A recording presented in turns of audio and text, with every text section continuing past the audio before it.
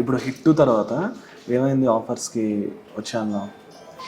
Hit తర్వాత బేసిక్గా మా మమ్మీకి బ్రెయిన్ స్ట్రోక్ వచ్చిందంటే తర్వాత కాదు, సేమ్ టైం అక్టోబర్లో బ్రెయిన్ స్ట్రోక్ వచ్చింది.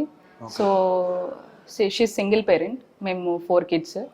సో ఆ టైంలో మాకు చూసుకోవడానికి ఎవరు లేరు and I had to leave so many opportunities. అంటే హిట్ తర్వాత నాకు వచ్చిన పెద్ద పెద్ద మూవీస్ బాలకృష్ణ గారిది వచ్చింది, రవితేజ గారితో వచ్చింది, జూనియర్ ఎన్టీఆర్ గారిది వచ్చింది, పవన్ కళ్యాణ్ గారిది మూవీ వచ్చింది. చిన్న రోల్స్ పెద్ద roles, apart from that I got the roles, friend roles కానీ కొంచెం ఇంపార్టెంట్ రోల్స్ కానీ వచ్చాయి. So but at the same time మమ్మీకి బాగాలేకపోవడం, ఐసీయూలో ఒక 1 month ఉన్నాం మేమంతా. సో ఆ పర్టికులర్ పీరియడ్ ఏది డిసైడ్ చేసుకోలేక I chose my mom.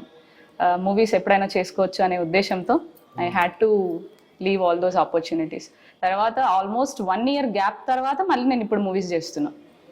Okay, బాధ అనిపించిందా? అంటే చాలా. మంచి roles కదా. బాధ ఎందుకు ఉండదు, చాలా ఉంటుంది. అండ్ అనుకోకుండా వచ్చిన సక్సెస్ హిట్ 2, దాని తర్వాత మేబీ మూవీస్ అన్నీ చేస్తుంటే ఎక్కడో ఉండేది నా కెరీర్. బట్ సమ్హౌ నాకు నమ్మకం ఉంది, ఐ కెన్ గెట్ ఆన్, మళ్ళీ వస్తాయని నాకు నమ్మకం ఉంది. అంటే మీరు చెప్పిన పేర్లు అవి చిన్న చిన్నవి కదా, చిన్నవి కాదు. పవన్ కళ్యాణ్ గారు కానీ, బాలకృష్ణ గారు కానీ, రవితేజ గారు కానీ, కాదు.